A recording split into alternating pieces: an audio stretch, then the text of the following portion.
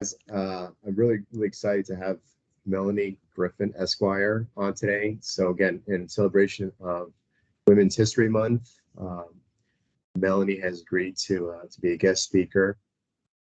Just a little bit about Melanie. Melanie is actually the secretary of the Florida Department of Business and Professional Regulation. Um, Not only that, but I mean, her resume is it's absolutely incredible. So she's a Florida State University triple graduate in finance, MBA, JD, 13 years. She was a law clerk, attorney at a prominent corporate firm. I mean, the list goes on and on. I'm just so happy to have her with us today.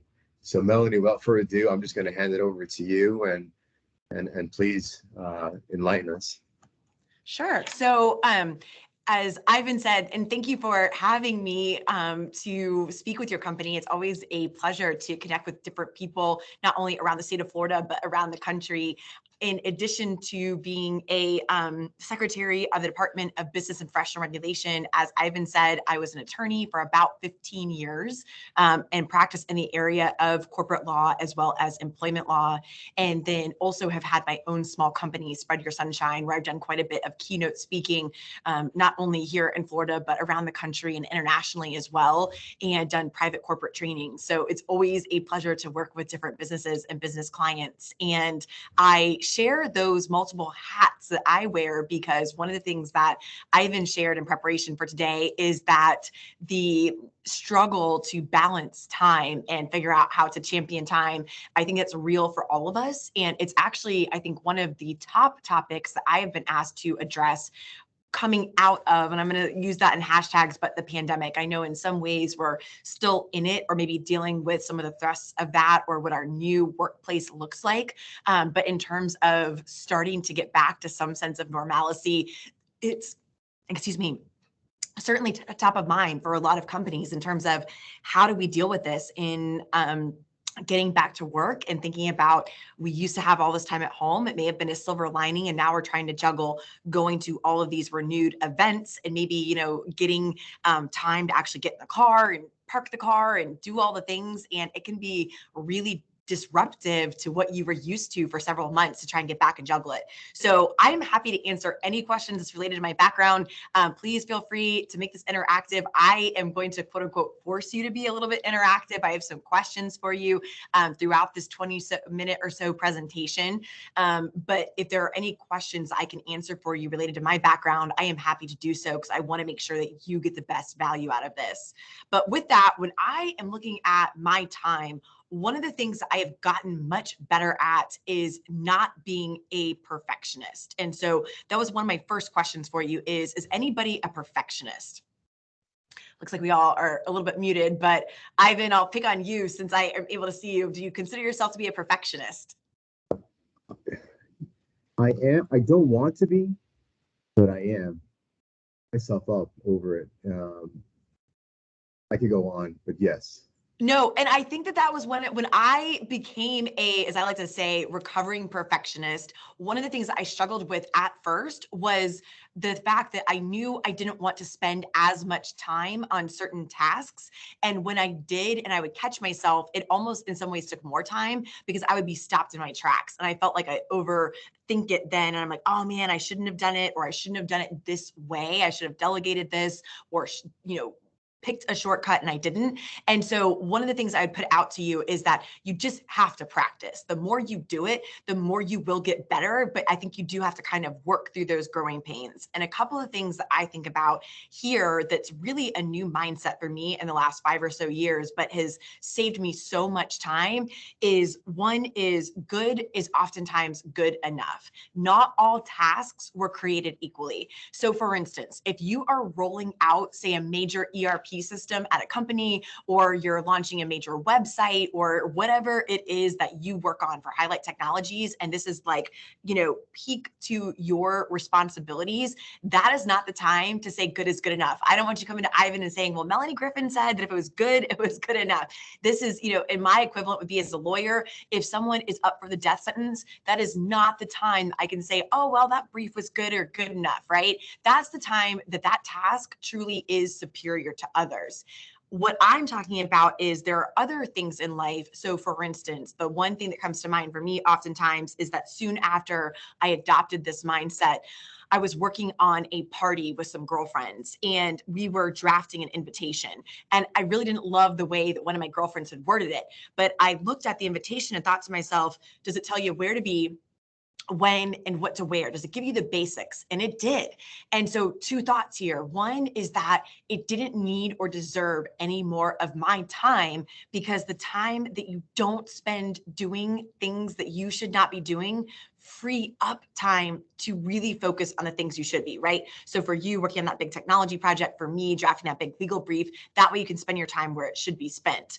But then two, also, what I thought about is that it made my relationships with my colleagues better. No one really likes someone, right, who's always nitpicking their work. And so there are certain times that we should give constructive feedback. I'm a huge fan of constructive feedback. It's a whole different presentation. But if you're giving it constantly, the person starts to feel nitpicked and paralyzed. And so if you can choose what's important, what actually makes a difference, what actually moves highlight technologies forward versus just being stylistic and to your pleasure, and try and start deciphering those and only following up on the ones that truly make a substantive change, it's going to be better for you and the relationships and the people with whom you've worked. Another thing that I like to think about here that is similar but different is not only when is good enough, but like I said, what tasks are deserving of my attention. And I really try hard to identify a maximum of, say, 2 to 3 things that I need to do every single day. So for instance, today, although there are several emails coming in, there are phone calls coming in, requests, what I needed to do this morning was I hosted a team breakfast. I needed to update some materials for an afternoon meeting, and I needed to focus on this presentation. And I did that to the exclusion of pretty much anything else. That I knew if I accomplished those 3 things, even if I didn't return all my phone calls, didn't get on the email, didn't post on social media, that I would have had a successful day. I can leave the office and know that the things that are hanging in the balance are okay, because I accomplished my top 3 goals for the day and what really mattered for me today to move my career and my professional goals forward. And so that, it sounds like maybe we're getting a little feedback. Is that at your end, Ivan? It just started. Let me put it on mute, but if you can put your mics on mute, unless you have something to say, I appreciate that. All right, let's see if it's, I think it's fixed. So that worked. But, I really try and think about that as a principle as well, in terms of what is it I need to do that day. And so with this, what I want you to spend just a little bit of time thinking about, and then if someone is willing to take themselves off mute and share, if not, Ivan, I'm sorry, you're in the hot seat. I'll just keep picking on you. But I'd like for you to take just a few seconds and think about what is at least one activity that you are presently spending your time on that is not worthy of all the attention you're giving it.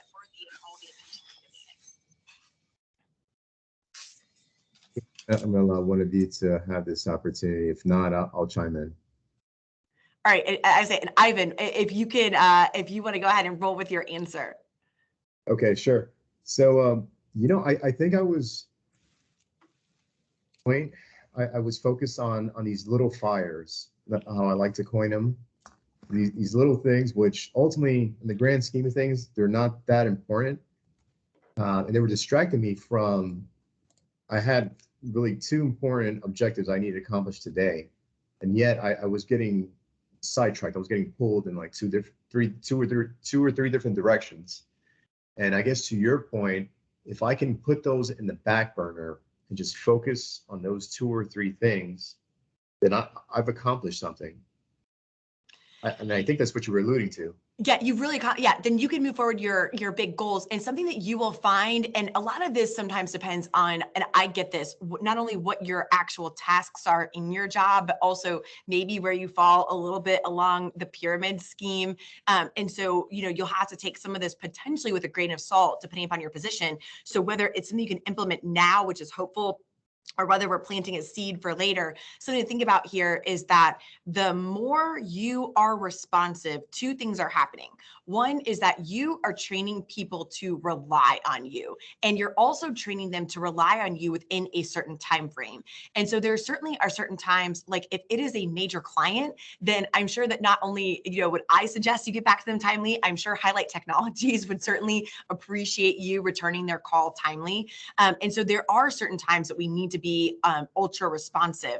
However, that being said, and again, if this doesn't fit with your corporate policy, obviously tailor it to what does. But if you immediately respond to a client all the time versus exercising, say, the 24-hour rule, we're going to get back to them within 24 hours or whatever the circumstances necessitate. Let's say it's not an emergency. It's kind of a routine question. We want to get back to them timely, but if they think they can call you all the time, they will call you all the time. And what you also find is the more emails you send or the more phone calls that you make, the more communications that land right back in your inbox with people responding more and more and more.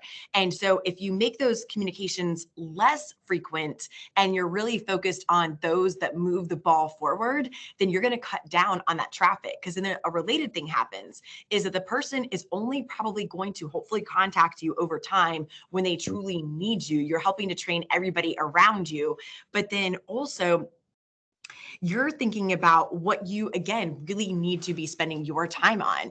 And so not only do you then generate those messages, but you also start to, cut down on what actually is in your inbox so that you can think about what do you actually want to respond to and what don't you want to respond to. And because people then will have a way, this is the second point, of taking care of things themselves. So what you'll find is that, or at least what I find as a general principle, is if someone truly has an emergency, they more than likely, and I'm not trying to make it difficult for anyone, again, if it's truly a top level client, that's who I'm looking for or scanning for throughout the day, maybe say in my emails or phone messages. But everybody else that I'm kind of looking and saying, okay, I'm going to put those at bay and I'm going to respond in a chunk when I have some time, then with those colleagues or third parties, what you find is that if you are truly the person that can answer their emergency, they're going to track you down. They're going to call you. They're going to text you. They're going to find you in person, right? They're going to set an in-person meeting. They're going to find a way to find you. Otherwise, what they're going to start to do, and this is going to help reduce the communications over time, they're going to find someone else to help them solve their problems, which that's awesome. It's one less thing you have to deal with. And it's a way of automating your systems and taking yourself out of the equation. And again, putting you in the game where you actually need to be. So with that, I'll pause. Ivan, do you have any questions, or does anybody else who is on have any questions about this? Only while I give my team time to formulate a question, I think you hit the nail right on the head. So if I had to sum it up in my own words, it's making yourself available, but to a certain degree, right? So if it's important enough, obviously we only have 24 hours in a day, and of that we have to sleep maybe 5 or 6 if we're lucky, right? So we have to make the rest meaningful. So I guess how I interpret what you were trying to explain is we need to make it, how should I put it?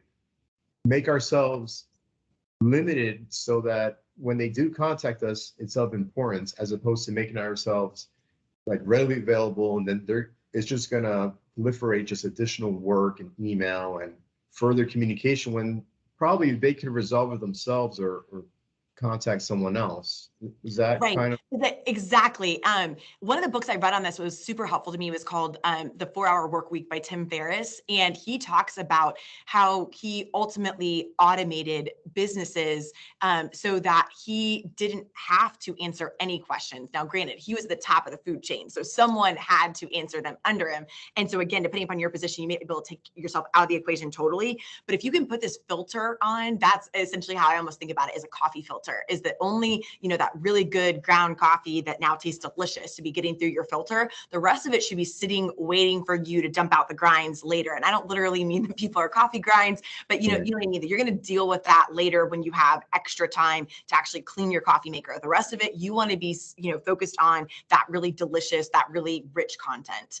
A couple of related topics that I will address here that have helped me think about this were twofold. One is that I like to think about doing things that are quote unquote wrong 10% of the day. And this goes back to that perfectionist concept and may Yeah. further flesh that out for you. I Yeah. went to a conference in 2016, and the speaker talked about how she realized that over time, she had created a very successful business because she had such a high degree of quality control. However, at some point, there was an equilibrium where the work outpaced her and she could no longer grow her business because what she had insisted upon is that every single piece of paper, every single email crossed her desk before it went out the door. And at that point in time, the mound is getting higher and higher and higher. She can no longer service and or take the current clients, let alone take on new ones. And so she just decided that 10% of everything would quote unquote be wrong every single day. And so that's just a different way of thinking about when good is good enough. Again, if this is your top project that you've been working on or tasked with, probably not the time to put it in the 10%. That probably goes in the 90% that you want right. But if there are just other things, I've gotten much better about sometimes sending things with typographical errors, not my favorite to get those out the door. But again, if it's to the head honcho, if it's to the top boss, it doesn't look like that. But if it's some kind of quick communication to a colleague and they can get the gist of it, and I don't necessarily have time to perfect it, but I can get it out the door and move the ball forward, it's better than waiting until later and stagnating a project because you want to perfect it. So I think about that. I also think about another book that I read, which is called Drop the Ball by Tiffany Dufu. Okay. And it was radical in its thinking in terms of some of the strategies that she employed. But what she decided was that she set her top objectives. And what she meant by drop the ball is that for everything else in her life that she decided wasn't a top objective, it just did not get on her to-do list. It flat out was not going to get done if she didn't actually see it through. And there were some serious consequences to that. And she talks about that. So for instance, she talks about a painful moment when her daughter was invited to a birthday party and they didn't end up going because no one else in the family bothered to receive the invite, to RSVP to the invite, to get the gift, that kind of thing. And so they had to work through that as a family and see who else would quote unquote pick up that ball. But what she was driving at is that a lot of times we wear the title of martyr in our heads or on our shoulders because we've taken so much on, and yet we've failed to communicate, whether it be personally and or professionally with anybody else, about exactly what we're doing and what we need help with and how much time it takes. And as much as we like to think that the people in our lives are magic ball readers, they are not. They are not magicians. They are not psychics. They don't know what is on your plate. And even if they understand the tasks, they may not understand what is involved and how much time it's taking you, especially if you're someone that does everything perfectly all the time because you make it look flawless. And Right. so you in your head feel like, oh man, they're taking advantage of me, right? Whereas in actuality, they don't know. And so a quick story here that personally impacted me is that around the time that I was having these evolutions, my son, who is now older, was turning 1. And my husband at the time was really busy professionally, and he is an awesome partner. So this is in no way meant to disparage him, but I was the one who was failing to communicate not only what I had on my plate professionally, but then everything that I was making happen at home, because for years I had enjoyed doing it. And there wasn't necessarily, I don't want to say a reason to get him involved, but it was just how we had divided the labor. And so it comes to my son's first birthday party, and I'm, just overwhelmed at this point and staying up all hours of the night trying to get that done, as well as it was the upcoming holidays. His birthday is in December. So I'm trying to, get Christmas planned and Thanksgiving planned and, the gifts and the meals and everything. And where I'm going with it is that he was, going to bed on time or going to happy hour. And it was just irritating the living, what out of me. And so finally we have this, I want to say meeting, obviously we're married, but, discussion, I guess is a better word for it. Yeah. And what I realized was that I had failed to communicate all of that. And so once I got him involved and said, hey, these are the things that you can help me with, it did a few things. Because oftentimes he said, hey, how can I help you? What's on your plate? I'd be like, oh, I have it taken care of. So I was the one who oftentimes was failing to communicate. once I did, then he was better able to understand, because again, I had made it look so easy for so long that he was like, oh my gosh, I did not realize what all was involved in this. And so then I had a helper. We had a better relationship because we were able to work on it together. And I remember just chuckling because at the end of the first weekend that we worked on tasks together, he's laying on the couch on Saturday at 6 p.m. and he's like, oh my gosh, I'm so tired. I'm still going like the Energizer Bunny. But he also then better understood the amount of time that went into it. And so since then, we've been much better able to divide not only how we tackle things professionally, but then how we tackle things personally at home. So those are some related concepts that I like to think about. And this is a good time to do this exercise. And I know we're almost out of time, Ivan, but who is at least one person in your life? And it could be personally, it could be professionally, it could be a combination thereov, but who is at least one person in your life who quote unquote needs training, or with whom you need to have an honest discussion and maybe redelegate some tasks, or discuss what just doesn't need to get done, right? Maybe it's like Tiffany, where getting some balls dropped is okay. We don't need to be Pinterest worthy all the time because it's actually impossible. And it is a standard that you will never live up to, and you'll only drive yourself crazy. Yeah, no, I know that's a great, wow, that was awesome what you just said. I would say for myself, I mean, my personal life, obviously marriage is a lot of work, right? So communication is key, which you just alluded to. Especially, yeah, I would say having discussions with employees and being able to delegate certain tasks.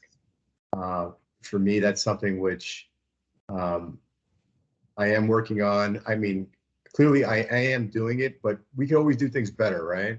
We can always communicate better. We can always, set expectations better. So that's something which I'm very committed to, and especially I'm really glad you brought this up because this just resonates with me a lot. So thank you.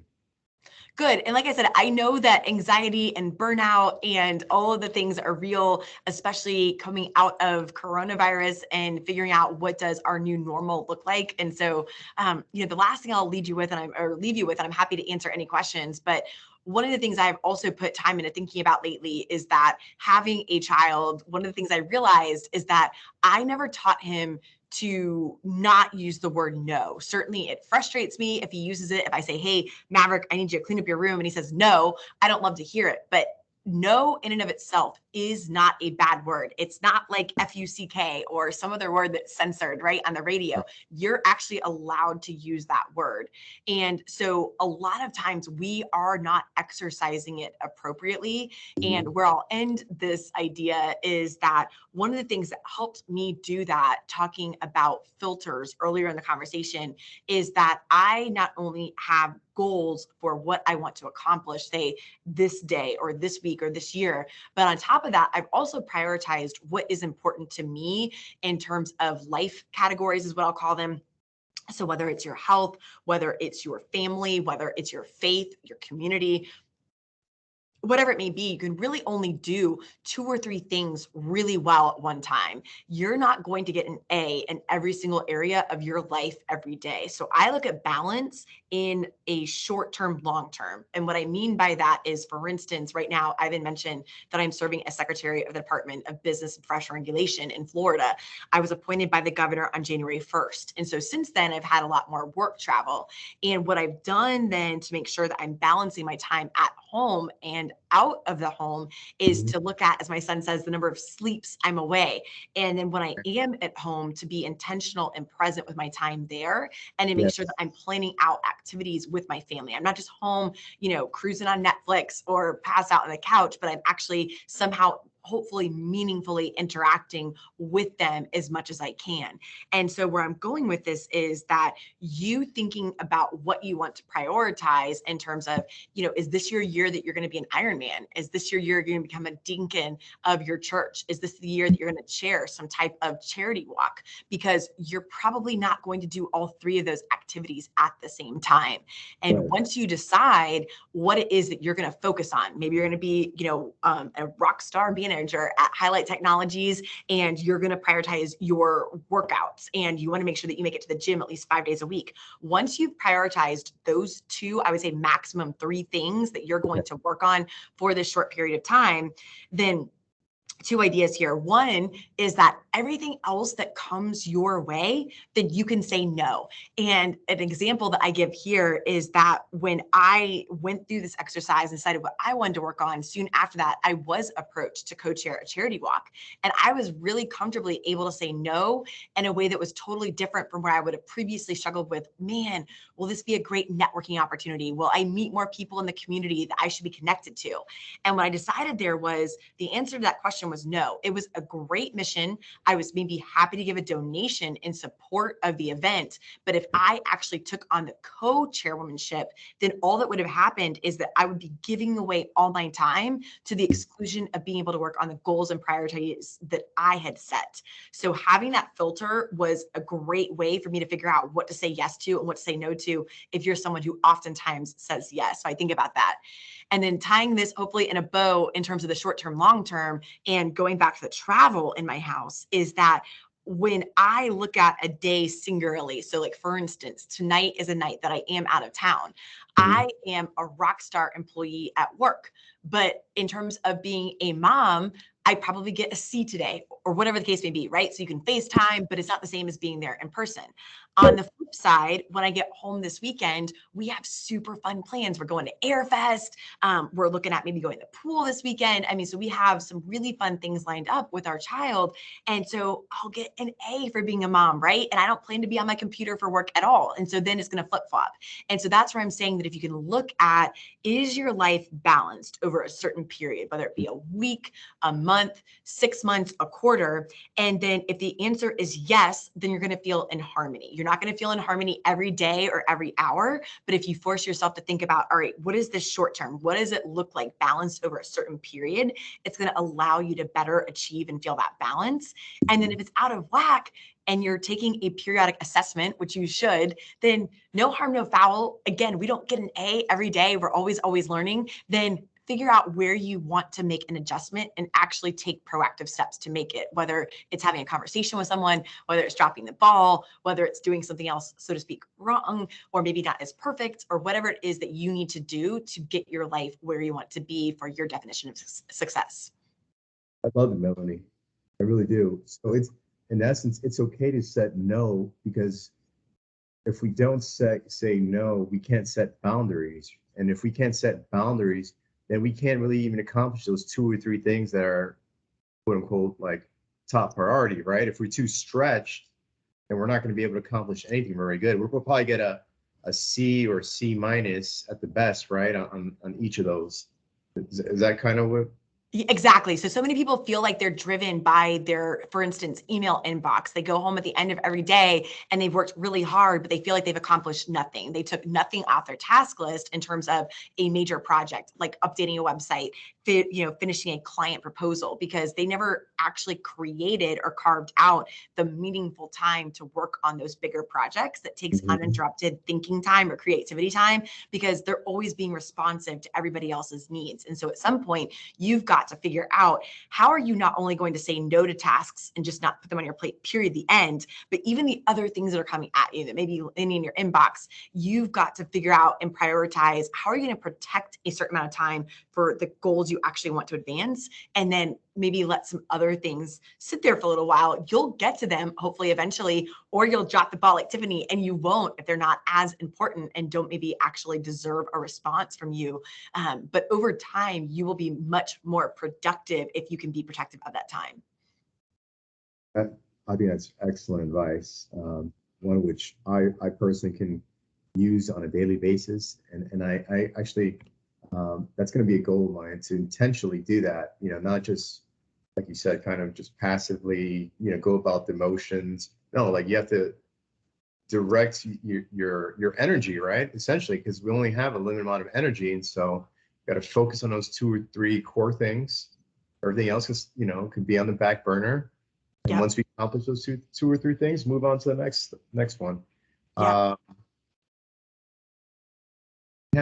So Rebecca had mentioned on the chat, she said, I delegated some work this week and was pleasantly surprised that the person came up with a creative solution that turned out much better than I would have done it, which is great, which played into what you were saying earlier.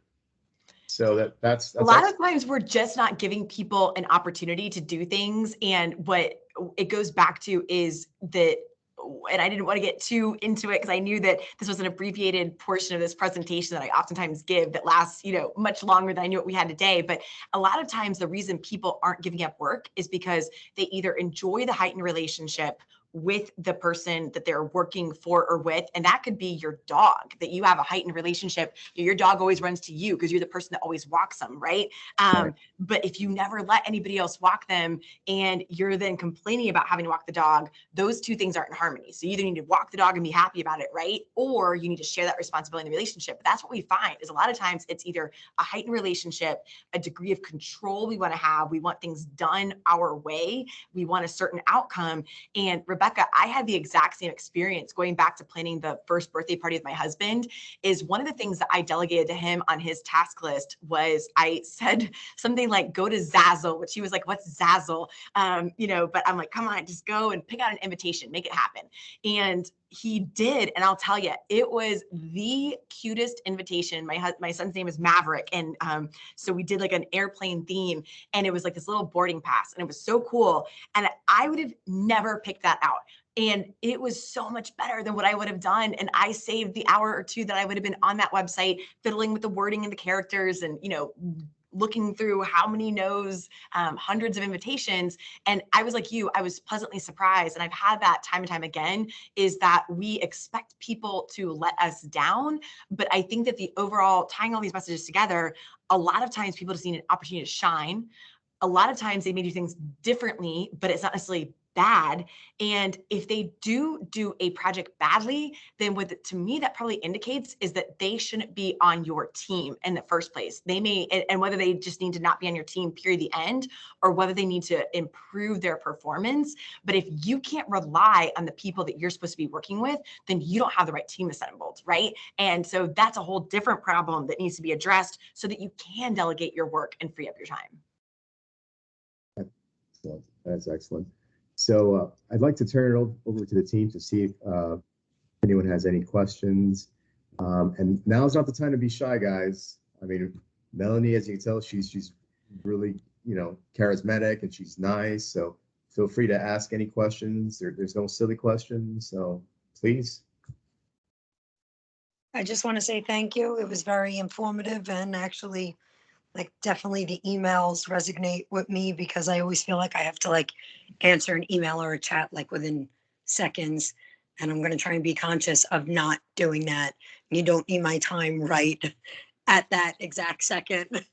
So thank you for that.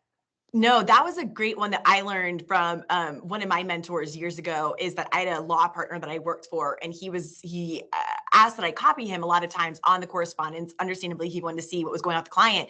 And he was the one that said to me, you are responding to these clients way too quickly. Again, if it's an emergency, if their technology has shut down and they don't have, internet or VPNs or whatever it is they need, that's different. That's when you want to respond immediately. But if it's something that can wait a little bit longer, he was like, you need to set a time delay, because otherwise you're just training everybody in your life and you're getting off task. Absolutely. Yep.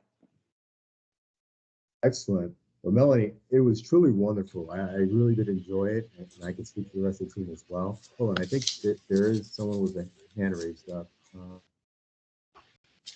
I just want to say that I really enjoyed this meeting. Kind of helps me kind of do a self-evaluation for my workload. Because at times I think that, this has to get done, this has to get done, this has to get done. Everything has to get done today. Like there's no tomorrow. So I really enjoyed that. And I thank you for that. Good. Yeah. And I know what you mean. It's impossible to get everything done. So yeah, that's where it helps. To also, what I found is to be realistic with yourself about what time things are going to take. And so a lot of times, we put 25 things on our task list when really only 2 or 3 are accomplishable that day. And the more realistic you can get with yourself about what you can do, then the more you can either be honest and turn down tasks or delegate them or just not let them get done. But it can be super helpful. And I think it also helps your mindset, because then now you're no longer leaving work feeling like a failure because you didn't accomplish the millions of things you could never have accomplished in the first place. You didn't self-fulfill some prophecy, but you actually set yourself up for success to get a couple of things that are really meaningful done. A great question, Winnie. Thank you. Shayla, I think you Yes, I do have just, go ahead. yes, I just have a question. Thank you. You said basically you would sort, your emails like 90-10, for example. I don't know what percentages you used, but how do you do that as far as separating them? For priority, do you put them in So this is Microsoft Outlook? I mean, what tool, I guess? this is not a great system, Sheila. So I will tell you what I do, and I don't know if I recommend it or not. But what I will tell you is that for me, it's more of an eyeballing it. So I eyeball it and I look and see, is this something that, truly needs my response? And if it truly needs my response, does it need my response now? So obviously if it needs my response now, it gets responded to. If it's something that needs my response, but can wait, because a lot of times for me, I like to respond to emails. I don't necessarily have a certain time of day. Like, it's not like I sit down every day at 7 p.m. to knock out emails, but I do try, for instance, to get through, as I mentioned earlier, the big projects I need to work on. And then once those are through, then I'll turn my attention to email and go through it. And so that's where I might then jot something down on a task list if I noticed, okay, so-and-so needs a response from me. Make sure you get that to that tonight. And this is the part I'm not proud of. But so, in one of my inboxes that is more what I'll call my, I'm gonna call it my extracurricular inbox. And I don't know if that's a great term for it, but it's basically my community involvement where I get requests from things like, a person like Ivan, who maybe wants me to come speak somewhere. If it is something like that, if they want to know, obviously I can speak, that I respond to. But if it's something that, it's just something I want to, maybe that I think is interesting, that I want to read later, or that can truly wait, then that inbox, I think, has just shy of maybe 800 emails in there. It's like, oh, if I ever get to it one day, they're sitting there, but they're just kind of hanging out. And so anything that truly needed a response, like I said, has been dealt with. It was, filed away, it was deleted, and the rest of them are just kind of there. And I know it's not a perfect system, so I don't know if that'll exactly help you. One of the pieces of advice that I heard that I do try and think about as well is that when you think about how you want to organize yourself, and this is maybe where you want to have a team meeting, what are the best practices amongst your peers? But make sure that you're not getting organized to the extent that you're now no longer being productive. Someone pointed that out, that sometimes we get too excited, right, about our email file folders and filing them away. So point being is, if you do come up with some kind of system, make sure it's something that obviously generally works for you in terms of sorting, respond later, don't respond at all, respond if you ever get a chance on retirement or whatever the case may be. But make sure it's not over categorize, so that you spend more time categorizing emails than actually getting to your other work. I just want to say, Melanie, thank you for making this meeting a priority. What you just said right now, you're inundated with emails, just like most of my team, and so I'm very honored and I'm actually flattered that out of those 800 emails, you found time to schedule us in for this meeting. So I just want to thank you.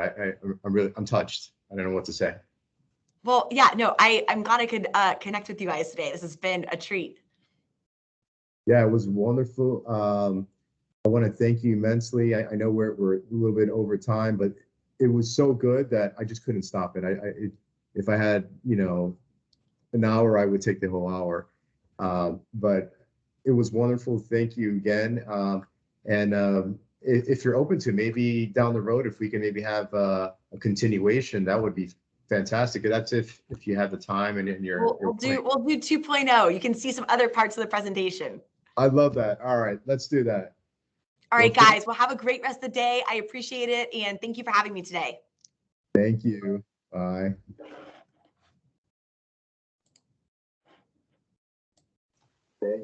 Thank you.